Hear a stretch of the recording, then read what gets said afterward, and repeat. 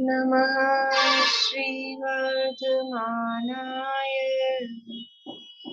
निर्धूतकलिलात्मने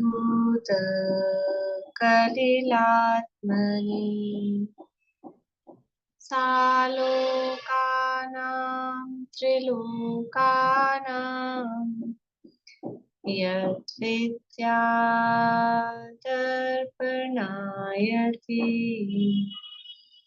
यद्विद्यादर्पणायति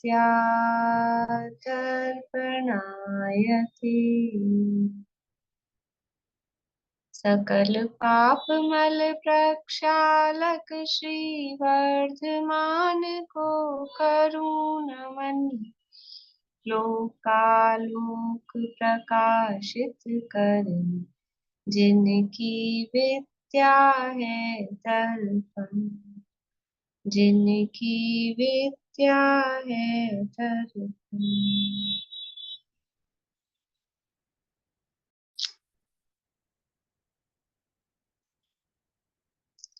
रत्नकरण शावकाचार नामक एक ग्रंथ है, आचार्य महाराज समंतभद्र स्वामी द्वारा रचित। इसके अंतर्गत पंचम शिक्षा व्रत अधिकार अपना चल रहा है और जो मुनि बनने की शिक्षा देते हैं ऐसे 4 प्रकार की शिक्षा व्रत यहाँ पर बताए गए हैं। कौन कौन से शिक्षा व्रत बताए गए हैं 4 प्रकार के?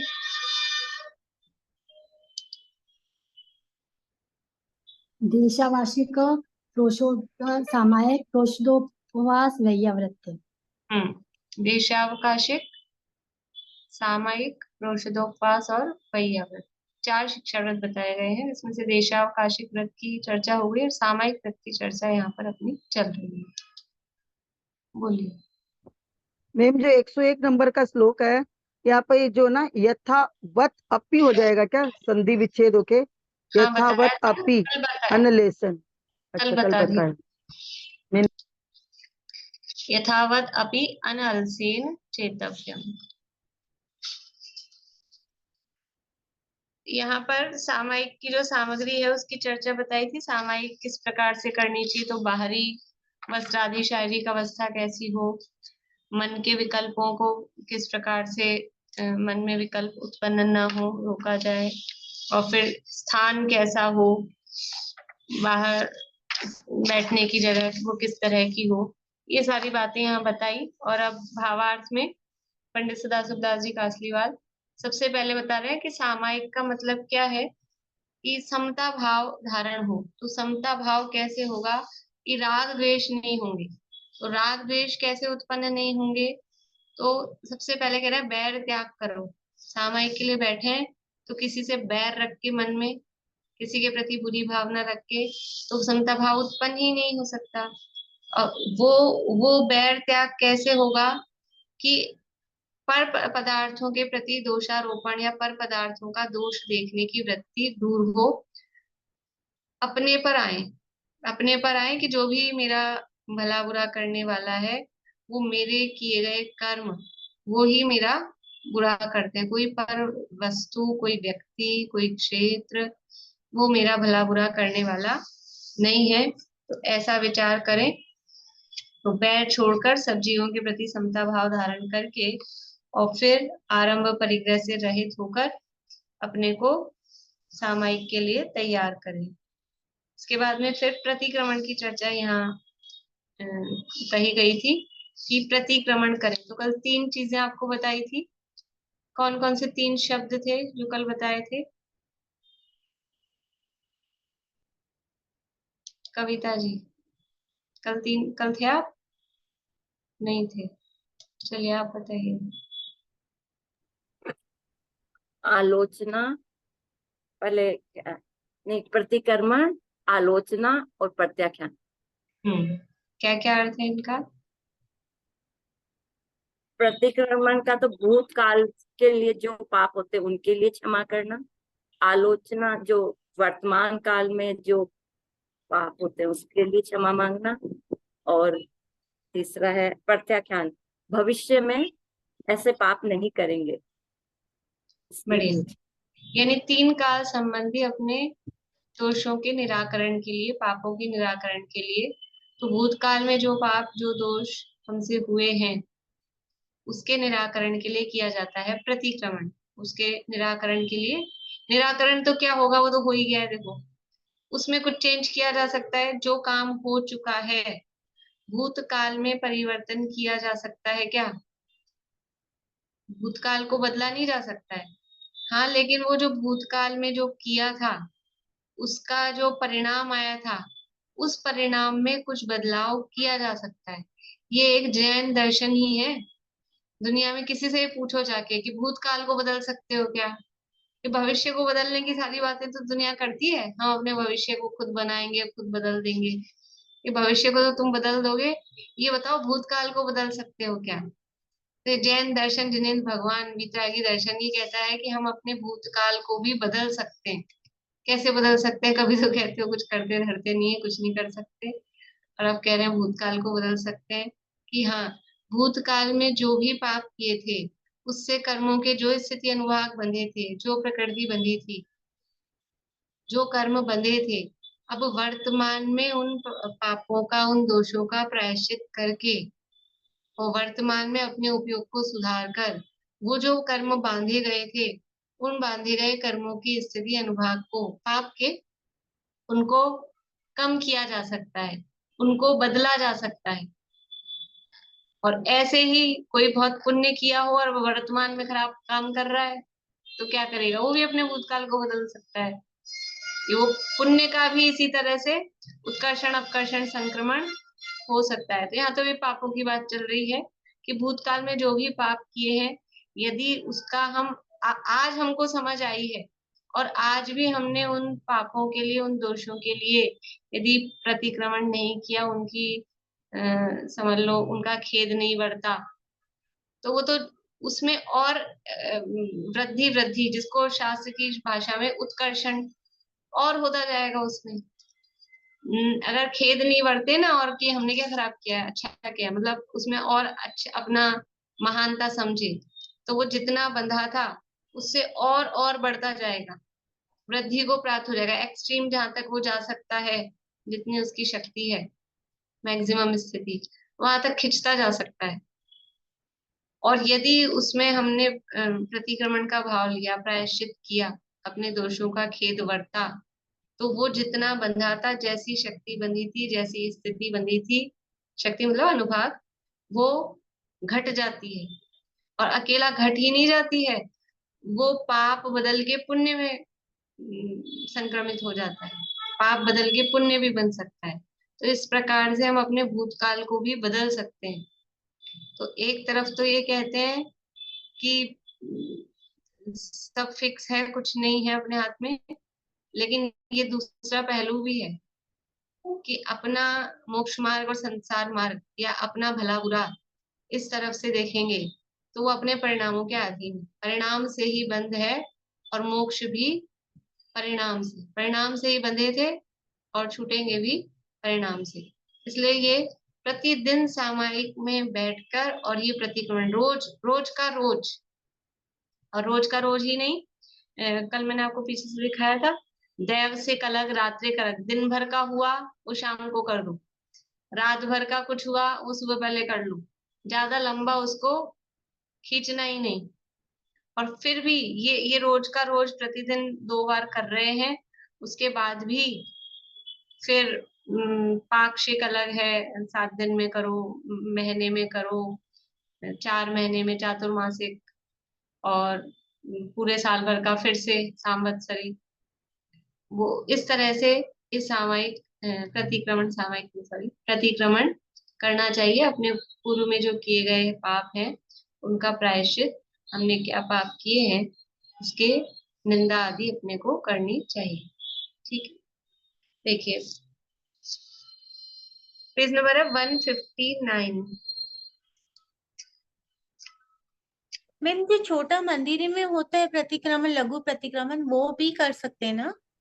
हाँ, कर सकते हैं। देखो वो तो कर लें अपन, वो तो एक सेट है लिखा हुआ, तो अपन उसको पढ़ लेंगे रटा रटाया, उसमें वो भाव नहीं आएगी, मतलब वो तो पढ़ ही लेना है, कोई बात नहीं उसमें। लेकिन बैठकर हमने दिन भर में क्या काम किया, कहाँ पर दोष हुआ, खुद का सबका अलग अलग हो सकता है ना। ऐसा हो सकता है आज मैं चल रही थी थोड़ा बिना देखे चल रही और बारिश के मौसम में कीड़े बहुत थे जमीन पे और मेरे पैर से दब गया, मर गया। तो अब उसका बैठ के उस समय भी अगर दिख गया हो तो उस समय भी खेत भरते और फिर शाम को बैठकर कि क्या क्या अपने से गलतियां हुई, भोजन बनाते समय क्या क्या गलती हुई। अच्छा, कोई जीव मरा नहीं सामने प्रत्यक्ष, कोई जीव जंतु हमको दिखा नहीं है कि मर गया, और हम बहुत सावधानी से कर रहे थे, फिर भी हमने भोजन बनाया तो पानी का उपयोग किया, कपड़े धोए, नहाए, तो उसमें पानी यूज में आया कि नहीं आया, वो पानी में जलकायिक जीवों की, तरस जीवों की हिंसा हुई कि नहीं हुई, भोजन बनाया तो अग्नि जलाई कि नहीं जलाई, झाड़ू बुहारी हम तो नहीं करते, हमारे तो नौकर लगे हैं तो हम झाड़ू बुहारी कपड़ा बर्तन कुछ नहीं करते। अरे तो वो लगे हैं तो वो तुमने लगाए हैं ना, वो हमने लगाए हैं ना, तो चाहे वो करे चाहे हम करें, वो बल्कि वो कर रहा है तो और ज्यादा उसका प्रतिक्रमण करने की आवश्यकता है, क्योंकि जो हमारी आंखें और जो हमारे भाव हैं वो उसके तो नहीं हो सकते। जिस सावधानी से हम करेंगे अपने भाव पूर्वक, जीवों की रक्षा के भाव पूर्वक, वो तो उसको है नहीं, तो उसका तो और विशेष हमको करना ही चाहिए। तो वहां पर जीवों का घात होता है, फल सब्जी आदि यूज में लेते हैं, हरितकाय भी यूज में लेते हैं, तो ये तो होता ही, भले ही प्रत्यक्ष रूप से आंख से एक भी जीव मरता हुआ दिख रहा हो चाहे ना दिख रहा हो, लेकिन गृहस्थी में रहते हैं, आवागमन करते हैं, चलते फिरते हैं, जीवों की हिंसा होना निश्चित ही है। मोटे मोटे जीव पैर के नीचे आके दब जाते हैं, हम अगर बिना देखे चल रहे हैं तो अपने को क्या पता कौन कौन से पैर के नीचे आके दब गए हैं, और गाड़ी में बैठ के जा रहे हैं तब तो फिर कहना ही क्या है, फिर दिखते हैं नीचे कितने कितने जीव होते हैं। जहाँ भी ये रोड के साइड में पार्किंग एरिया होते हैं ना, तो बारिश बारिश के दिनों में वहां पे तो लाइन चलती रहती है कीड़े मकोड़ों की, और वहीं ले जाके गाड़ी खड़ी करनी है, तो घास होती है, उग जाती है, तो टायर सब पे चढ़ेंगे कि नहीं चढ़ेंगे। तो ये सारा मतलब वो जो पार्ट हम कर रहे हैं वो तो कर लें, लेकिन फिर भी मैंने पर्सनली आज क्या क्या काम किए हैं, ये क्यों कह रही हूं मैं ऐसा, कि फिर कल जब हम वो काम करेंगे तो आज हमने हिसाब किताब लगाया है ना, तो कल वो काम करते समय ख्याल आएगा कि नहीं अब देख के चलना है थोड़ा, ये पानी कम ढोलना है, कम काम में लेना है, कम से कम में काम में लेना है, छानने का काम अच्छे से करना है, गैस आदि, अग्नि आदि, लाइट पंखे आदि कम से कम व्यर्थ में नहीं चलाना है, कम से कम चलाना है, तो वो अगले दिन ख्याल में आएगा, तब तो वो प्रतिक्रमण और प्रायश्चित कुछ फलदायक है। वरना रूटीन में छपे छपाए लिखे लिखाए हैं, वो पढ़ लिए तो अपन अपना काम हो गया, वो कोई वास्तव में उतना समझ लो फ्रूटफुल नहीं है, प्रयोजनभूत नहीं है। पढ़ लें, पढ़ते समय वो विचार कर लें तो ठीक है ना, मतलब हमारा प्रयोजन ये है कि हमारे भाव उस क्रिया की तरफ जाकर और फिर उस क्रिया में और परिणामों में विशुद्धि उत्पन्न हो, वो इसका प्रयोजन है। अकेला पाठ कर लेना मात्र प्रयोजन नहीं है। 159 पेज है रत्नगण शावकाचार में।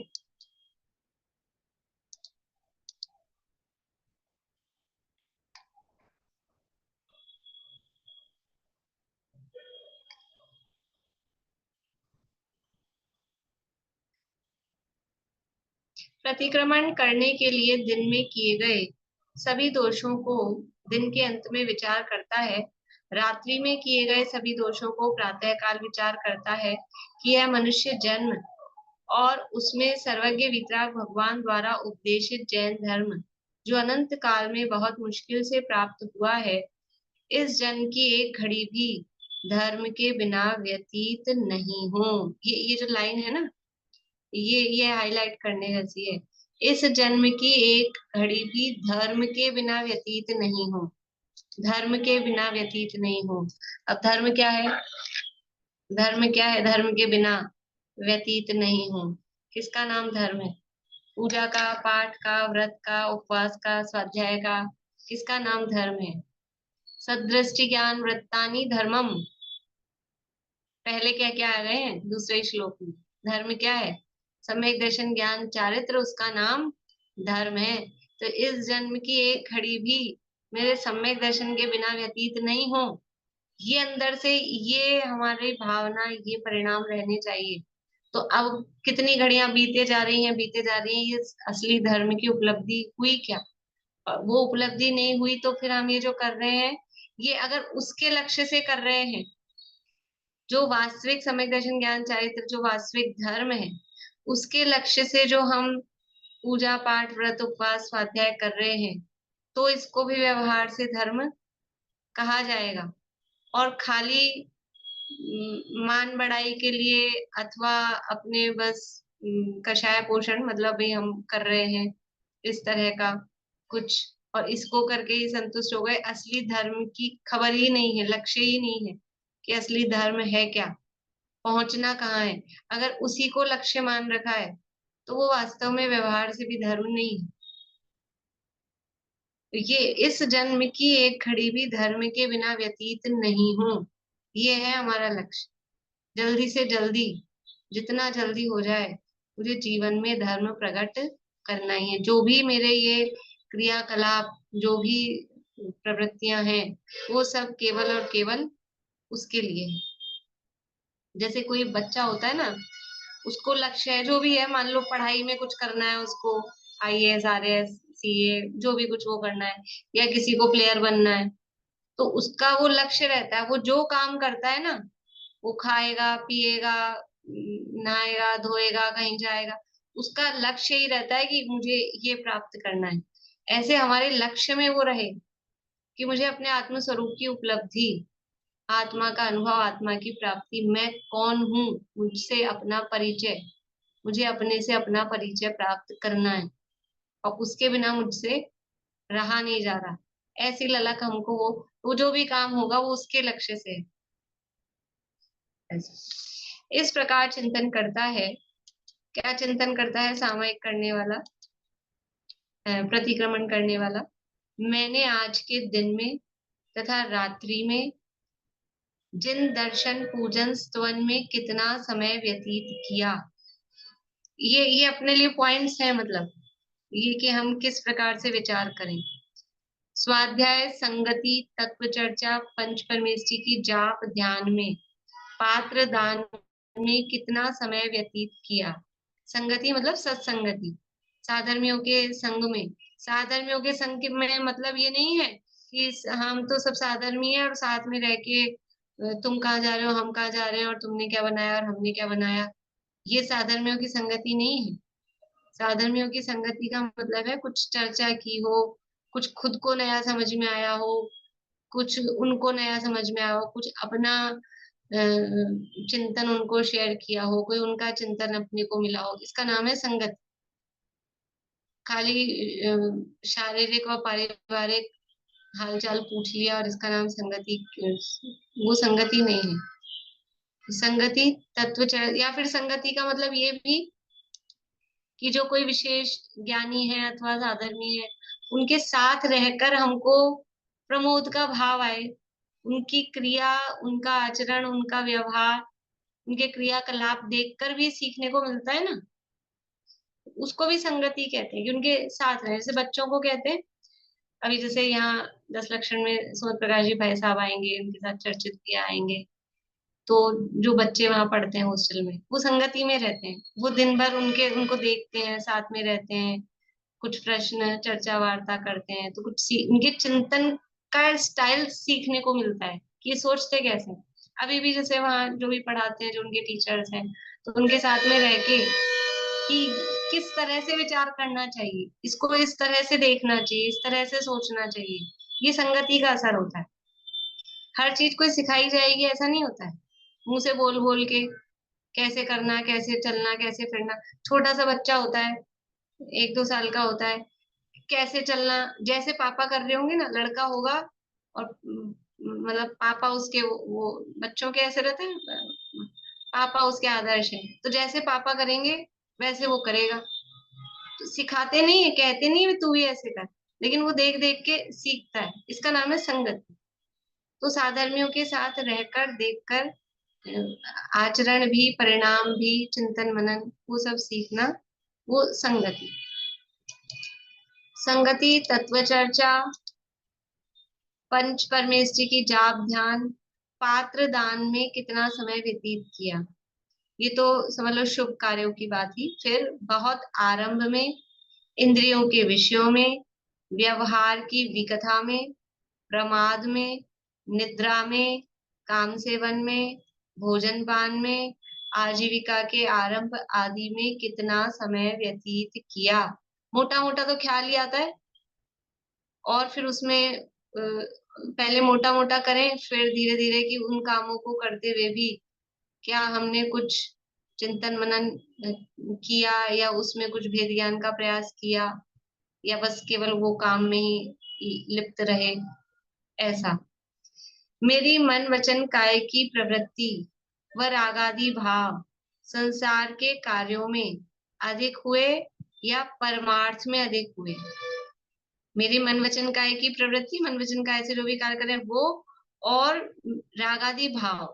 देखो अब प्रवृत्ति तो लग रही है संसार के कार्यों में, लेकिन जो अपना राग का परिणाम है वो मतलब जो रुचि है, रागादि भाव मतलब अपनी रुचि, वो संसार के कार्यों में अधिक थी कि परमार्थ के कार्यों में अधिक थी।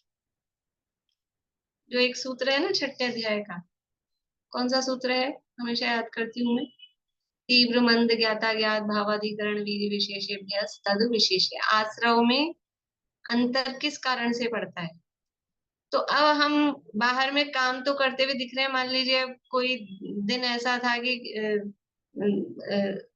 भोजन पान के आरंभ के काम में लगे रहना पड़ा, लेकिन उधर हमारी रुचि थी, या रुचि इसमें थी कि कैसे ना कैसे करके, जैसे तैसे करके स्वाध्याय कर लें, कि साधर्मियों की संगति कर लें, कि तत्व चर्चा कर लें, या फिर ऐसा समझ सकते हैं सीधा और सरलता से कि हमें भोजन कराना है, तो अपने परिवारजन आते हैं, वो भोजन के लिए आते हैं, तो अंदर से बहुत प्रसन्नता, बाहरी नहीं, अंदर से खुद को प्रसन्नता, कि जो हमारे रिश्तेदार आते हैं उसमें हमें बहुत प्रसन्नता हो रही है, उत्साह आ रहा है, ये बनाए वो बनाए, ये खिलाए वो खिलाए।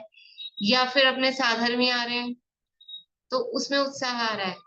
उदाहरण दे रही हूँ कि ये जैसे कंपैरिजन, किसमें उत्साह आ रहा है, तो वो कह रहे हैं कि मुझे किसमें अधिक मेरी जो प्रवृत्ति हो रही है, और रागादि भाव प्रवृत्ति भी और मेरा राग भाव भी किधर ढल रहा है, जो पलड़ा है वो किधर झुक रहा है। क्या कर रहे हैं उससे ज्यादा फर्क नहीं पड़ता है, लेकिन रुचि किधर है, चाहते क्या है, अंदर भाव क्या है, वो ज्यादा इम्पोर्टेंट है। तो अधिक किसमें है ये विचार करें अपने। वास्तव में हमें संसार के कार्यों में उत्साह आ रहा है, हमें अपने बेटी जवाई आ रहे हैं और रिश्तेदार आ रहे हैं और भाई बंधु आ रहे हैं, उसमें उसमें उत्साह आ रहा है, या अपने साधर्मियों को देख के उत्साह आ रहा है, हमें पूजन पाठ व्रत उपवास में उत्साह आ रहा है, या फिर घूमने फिरने विषय भोग में उसमें उत्साह आ रहा है, किसमें उत्साह आ रहा है, ये विचार करें। इस प्रकार दिन में किए गए कार्यों का दिन के अंत में तथा रात्रि में किए कार्यों का प्रातः काल चिंतन करना चाहिए। इसलिए सामायिक एक तो सुबह जो सुबह का जो काल होता है सूर्योदय के पहले का, संध्या काल जिसे बोलते हैं, मतलब शाम को तो संध्या बोलते हैं, सुबह वाला भी उषा काल समझ लो उस समय, फिर शाम को संध्या काल, और दिन में 12 बजे का टाइम मध्याह्न का। ये 3 समय सामायिक शावकों के लिए कही गई है। तो दिन भर का शाम को, और रात भर का सुबह, इस तरह से चिंतन करना चाहिए। जो 5 रुपए की पूंजी लेकर व्यापार करता है वह नित्य रोजाना अपना ठगा जाना, कमाना, नुकसान, लाभ की संभाल करता है। जो 5 रुपए की भी पूंजी, मतलब इतना सा भी, जिसने कोई ठेला भी लगाया होगा ना, पान की दुकान भी खोली होगी, एक ठेला भी लगाया होगा, तो वो भी शाम को हिसाब किताब लगाता है, क्या मेरे कितना तो मैंने इन लगा पैसा खर्चा किया था, कितना आया है, कितना नुकसान हो गया है, कि कुछ बच गया है, वो भी हिसाब किताब देखता है। तो पूर्व पुण्य के प्रभाव से प्राप्त इस जन्म में उत्तम मनुष्य पर्याय, वीतराग धर्म, सत्संगति, इंद्रियों की परिपूर्णता आदि धन की पूंजी से व्यापार करता हुआ ज्ञानी क्या अपनी आत्मा की हानि वृद्धि की संभाल नहीं करे। देखो पूंजी क्या है, अभी देख लो पूंजी क्या है अपनी, क्या क्या पूंजी बताई है। उत्तम मनुष्य पर्याय, वीतराग धर्म, सत्संगति और इंद्रियों की परिपूर्णता, ये हमारी पूंजी है। ये मनुष्य पर्याय मिल गई, ये पूंजी है। ये वीतराग धर्म मिल गया, ये और बड़ी पूंजी है। और उसमें भी सत्संगति मिल गई तो क्या कहें, हीरे जवाहरात हो गए हैं। और फिर इंद्रियां परिपूर्ण है। कैसी कैसी समझ लो, अभी जब तक इंद्रियां सही हैं तब तक काम कर लें, इतनी तैयारी हम कर लें। मैंने एक दिन कहा था क्या तैयारी है हमारी, क्योंकि ये काल ऐसा ही दिख रहा है। और जिसकी सुनो, जिसकी यही की याददाश्त समझ लो, ये इस संबंध में भूलने जैसी प्रॉब्लम, या फिर शारीरिक हाथ पांव नहीं चल रहे, मतलब ऐसी स्थिति आती है तो क्या तैयारी। अभी हमारी सब बढ़िया है, बराबर है, आंख नाक कान हाथ पांव अंगों पांग, कब कौन सा अंग शरीर का फेल हो जाए पता नहीं। तो ये सब है, ये अभी पूंजी है ना, ये पूंजी नष्ट नहीं हो जाए, नष्ट होने से पहले ही इस पूंजी का सदुपयोग कर लेना चाहिए, ये यहाँ कह रहे हैं। तो क्या हम ये हमने हमने ये पूंजी लगाई है तो फिर हम कुछ संभाल नहीं करें? क्या अपने को प्रॉफिट हुआ लॉस हुआ, हिसाब किताब देखेंगे नहीं देखें, वो कह रहे हैं। तो इत्यादि धन की पूंजी से व्यापार करता हुआ ज्ञानी क्या अपनी आत्मा की हानि वृद्धि की संभाल नहीं करे? यदि नुकसान नफा की संभाल नहीं करेगा तो परलोक से लाए धर्म धन को नष्ट करके घोर तिर्यंच गति में वह नरक निगोद में जाकर दुखी होगा। अगर ये हिसाब किताब नहीं लगाया कि मैंने इन सब का क्या सदुपयोग किया, लाभ हो रहा है कि नुकसान हो रहा है, ये सब मुझे किस लिए मिले थे, मनुष्य भाव, ये वितराग धर्म, ये सत्संगति और ये इंद्रियां परिपूर्ण रूप से ये विषय भोगों के लिए मिली थी। अगर विषय भोग ही इससे भोग रहे हैं तो फिर ये आगे नहीं मिलने वाला है, ये नुकसान में जा रहा है। और नफा क्या है, प्रॉफिट क्या है, कि यदि इसको हमने और अधिक धर्म इससे कमाया, देखो पहले धर्म किया था उससे ये हमको मिला, तो अब यदि और धर्म रूपी धन ये उत्पन्न कर रहा है तब तो प्रॉफिट है। और इसको विषय भोगों में लगाकर वो धर्म धन नष्ट हो रहा है तो फिर नुकसान में जा रहे हैं, फिर आगे नहीं मिलने वाले, नरक निगोद दुर्गति के पात्र होंगे। इसलिए धर्म रूपी धन को कमाकर वृद्धि करने का इच्छुक एक दिन में कम से कम 2 बार तो अवश्य ही संभाल करता ही है। एक दिन में 2 बार, सुबह शाम, सांझ सवेरे 2 घड़ी आत्म ध्यान लगाया कर। और भजन है ऐसा, और फिर उसमें ये है कि रोज हिसाब लगाया कर, सुबह शाम क्या किया क्या नहीं किया, ऐसा करके। आगे है कषाय त्याग, पढ़ो प्रीति। कषायों के वश होकर तथा विषयों के वश होकर अज्ञान से जो अपने मन वचन काय की दुष्ट प्रवृत्ति हुई हो उसको बारंबार विचार कर निंदा गर्हा करता है। हाय, मैंने दुष्ट चिंतवन किया, काय से दुष्ट क्रिया की, वचन से बहुत निंद्य प्रवृत्ति की, इससे महा अशुभ कर्म बंद किए, धर्म को दूषित किया, अपयश प्रकट किया। अब इस निंद कर्म का विचार करके मेरे परिणाम पश्चाताप की अग्नि में जल रहे हैं। अहो, मोह कर्म बड़ा बलवान है। मैं अपने दुष्ट परिणामों को, पाप करने वाले दुर्गति को ले जाने वाले अपने निंदे परिणामों को अच्छी तरह से जानता हूँ कि ये मेरा घात ही करने वाले हैं। ये परिणाम मेरे प्रयोजन रहित हैं, ऐसा जानता हूँ। मैं यह अच्छी तरह बारंबार अपने परिणामों में निश्चय कर रहा हूँ कि जीवन अल्प है और परलोक में अपने किए हुए कर्मों का फल मैं ही अकेला भोगूंगा। ऐसा विचार करते करते हुए भी मेरे परिणामों में अन्य जीवों से बैर और विषयों से राग नहीं घट रहा है, सो यह भी प्रबल मोहों की ही महिमा है। इसी कारण मैं, जिन्होंने मोह कर्म का नाश कर उस पर विजय प्राप्त की है, ऐसे पंच परमेष्ठियों का स्मरण करता हूँ। मोह कर्म को कि ये अब ये ज्ञानी की बात चल रही है, क्योंकि जो सामयिक कौन कर रहा है, सामयिक शिक्षा व्रत जिसने धारण किया है, पंचम गुण स्थानवर्ती श्रावक है, वो ये विचार कर रहा है।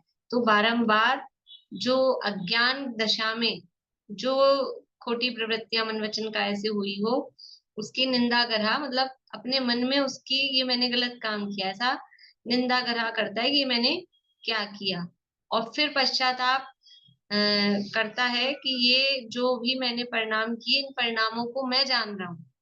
देखो ऐसा नहीं है, कुछ तो जो जो अज्ञानी है और तीव्र कषाई है, वो अपनी गलती भी नहीं मानेंगे। ये जो मंद कषाई होगा वही अपनी गलती स्वीकार करेगा। तो ये ज्ञानी है और अपनी गलती अभी स्वीकार करने बैठा है।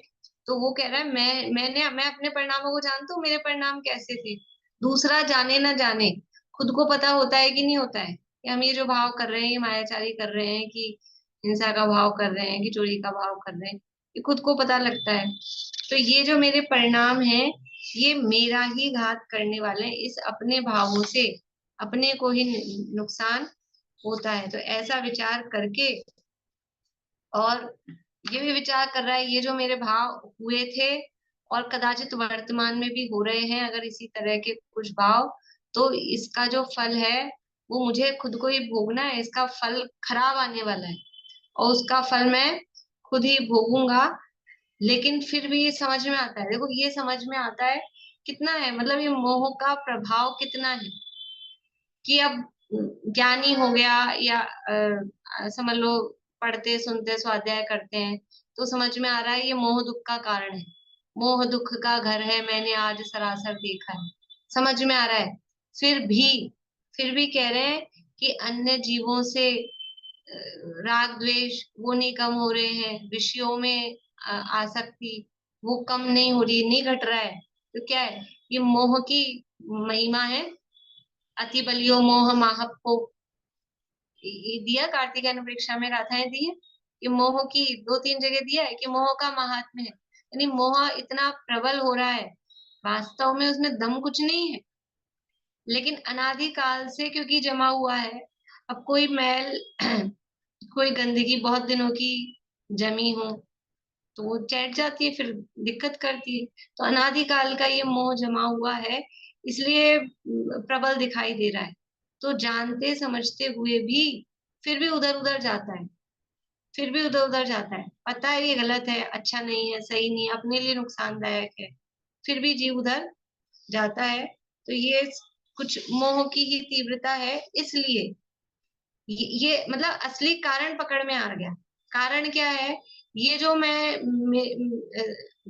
सुखी दुखी हो रहा हूँ, कोई पर पदार्थ मुझे सुखी दुखी नहीं कर रहा है, पहली बात। मेरा ही जो मोह का परिणाम है, उसके कारण ही मैं सुखी दुखी हो रहा हूँ, और ये मोह का परिणाम मुझे दुखी ही कर रहा है। ये मोह का परिणाम अच्छा नहीं है, इससे मैं दुखी हो रहा हूँ, इसलिए अब क्या करूं, पर ये जा नहीं पा रहा है, मेरे से नष्ट नहीं हो पा रहा है, ये बलवान हो रहा है, मैं इसके आगे दब रहा हूं। तो इस कारण जिन्होंने मोह कर्म का नाश कर उस पर विजय प्राप्त की है, तो अब मेरे से नहीं हो रहा, लेकिन कुछ जीव दुनिया में ऐसे दिखाई देते हैं जिन्होंने इस मोह को जीता है। ऐसा नहीं है कि मोह का एक छत्र राज हो रहा है, कोई इसको जीत नहीं पाया आज तक। इस मोह को भी जीता है, किसने जीता है, पंच परमेष्ठी भगवंतों ने इस मोह पर विजय प्राप्त की है। इसलिए अब मैं उनकी शरण में जाता हूँ, मेरे से नहीं हो रहा ना अपने आप, ये मोह बलवान हो रहा है, ये मोह समझ लो हावी हो रहा है, मेरे से अपने आप नहीं हो रहा। तो फिर किसके पास जाते हैं, कि जिसने, जैसे एग्जाम्स वगैरह होते हैं ना ये सारे इसके, तो अब कुछ लोग उसमें निकल गए हैं, पास हो गए हैं, तो जो करना चाहते हैं वो क्या करते हैं, उनके पास जाते हैं, आपने क्या किया, कैसे पढ़ाई की, किस तरह से अटेम्प्ट किया, इंटरव्यू में कैसे किया, उनके पास जाते हैं। तो ऐसे ही हमें इस मोह पर विजय प्राप्त करनी है, और ये पंच परमेष्ठी भगवंतों ने मोह पर विजय प्राप्त की हुई है। तो अब उनका स्मरण करते हैं, उनकी शरण में जाते हैं कि आपने किस प्रकार से इस मोह को विजय प्राप्त किए, तो थोड़ा असर, थोड़ा प्रभाव हमको समझ में आए। पढ़िए आगे, सुमन जी पढ़िए। हिंसा त्याग। मोह कर्म को, ये पैराग्राफ है क्या इसका? मोह कर्म को जीतने वाले जिनेंद्र के प्रभाव से मेरे मोह कर्म से उत्पन्न हुए राग भाव, द्वेष भाव, कामादि विकारी भाव, क्रोध भाव, अभिमान भाव, मायाचार भाव, लोभ भाव नष्ट हो जाए। जैसी वीतरागता जिनेंद्र भगवान ने पाई है, वैसी ही मुझे भी प्रकट हो। इस अभिप्राय से मैं शरीर से ममत्व छोड़कर पंच परमेश्वरी के ध्यान सहित कायोत्सर्ग करता हूँ। तो हम क्यों जाते हैं मंदिर? क्यों जाते हैं मंदिर? क्यों जाते हैं? तुम जैसा बनने के कारण शरण तुम्हारी आए कि उन्होंने, हम भगवान के पास वीतरागता सीखने, वीतरागता देखने और स्वयं वीतरागी होने के लिए जाते हैं। भगवान के पास हम, पता ही नहीं है मंदिर में जाने का प्रयोजन क्या है। भगवान को कम देखते हैं, लोगों को ज्यादा देखते हैं, यही करते रहते हैं।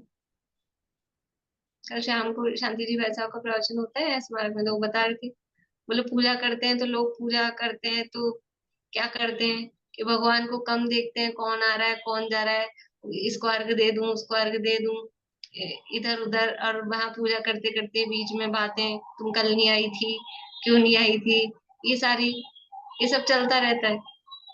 क्यों गए हैं मंदिर? क्यों गए हैं? भगवान के दर्शन। आखिर ये कभी विचार किया कि वो वेदी में बैठे हैं, हम यहाँ नीचे हाथ जोड़ के खड़े हैं? ऐसा अंतर क्यों? ऐसा अंतर क्यों? फर्क क्या है कि उनको वहां स्थान मिला हुआ है? कुछ लोग ऐसे होते हैं कि कोई, हम कहीं किसी प्रोग्राम में गए तो ये स्टेज पर कोई कार्यक्रम हो, ये स्टेज पर बैठे हैं और हम नीचे दरी पर बैठे हैं। अंतर क्यों है? कुछ उपलब्धि उन्होंने प्राप्त की है तो वो भगवान वेदी में विराजमान है। मैं अल्प काल में ही आपके तिष्ठूंगा आसन्न, अल्प काल में आपके निकट आकर विराजमान होऊंगा, ये भावना। तो अभी ये अंतर क्यों आ रहा है? अंतर किस चीज का है? अंतर इसी का है कि वो वीतरागी हुए हैं और यहाँ पूरे मोहराग देश पड़े हुए हैं। तो वो सीखने जाना है, वीतरागता देखना और वीतरागता ही सीखना। भगवान को दर्शन, भगवान पीतल के हैं, स्फटिक के हैं कि चांदी के हैं कि कौन से भगवान है, ये देखते रहते। भगवान में भी धातु है, पत्थर, यही देखते रहते हैं। ये पत्थर अत्थर नहीं है, भगवान में वीतरागता दिखनी चाहिए। अनंत सुख, इनके समान दूसरा दुनिया में सुखी नहीं है, ऐसा दिखना चाहिए। चलिए पढ़ लीजिए हिंसा त्याग। हिंसा त्याग। अज्ञान भाव से जो पूर्व काल में मैंने पृथ्वी काय का खोदना, कुचरना, कूटना इत्यादि किया हो, डूब कर, बिलो कर, छिड़क कर, स्नान आदि कर जलकाय के जीवों की विराधना की हो, दाबना, बुझाना, कसेरना, कूटना इत्यादि द्वारा अग्निकाय के जीवों की विराधना की हो, पंखा आदि से पवन काय के जीवों की विराधना की हो, तथा जड़, कंद, मूल, छाल, कोंपल, पत्ता, फूल, फल, डाली, डाल, सीक, तृण, घास, वेल, गुल्म वृक्ष आदि को तोड़ना, छेदना, काटना, उखाड़ना, चबाना, रांधना, मसलना, बांटना इत्यादि द्वारा वनस्पति काय की विराधना की हो, तो उनसे उत्पन्न हुए पाप कर्मों का नाश परमेष्टि के जाप के प्रभाव से हो जाए। अब मेरे परिणाम छह काय के जीवों के घात से परांग मुख हो, मुझे संयम भाव की प्राप्ति हो। देखिए अब हिंसा सामायिक में बैठा है ना, तो सामायिक और प्रतिक्रमण की भी बात उसमें साथ में चल रही है।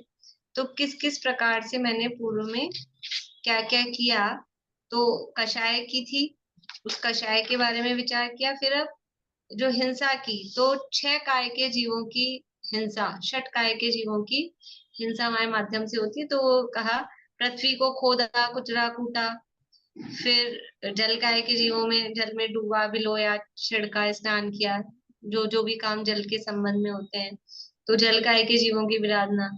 फिर अग्नि का, अग्नि को दबाया, दाबना, बुझाना, वो अग्नि दबा देते थे पुराने जमाने में कोयला लेकर, तो वो दाबना। फिर बुझाया, कसेरना। कसेरना क्या होता है? किसी को पता हो तो बता दीजिए, नहीं तो कोई बात नहीं। अग्नि को कुछ भी इस तरह का किया हो, मसला हो। कूटना, अग्नि, अग्नि जला के और फिर वो अग्नि में ही कूटते हैं लोहे आदि को, वो कूटना इत्यादि। अग्नि काय के जीवों की विराधना की हो, फिर पवन काय के पंख आदि चलाया तो वायु काय के जीवों की विराधना हुई। इसी तरह से जो भी वनस्पति है उनको तोड़ा छेदा, बांध देते हैं पेड़ों को, लटक रही बेलें वगैरह होती है उसको बांध देते हैं, कहीं डंडे से बांध देते हैं, इस तरह से तो बांधना आदि।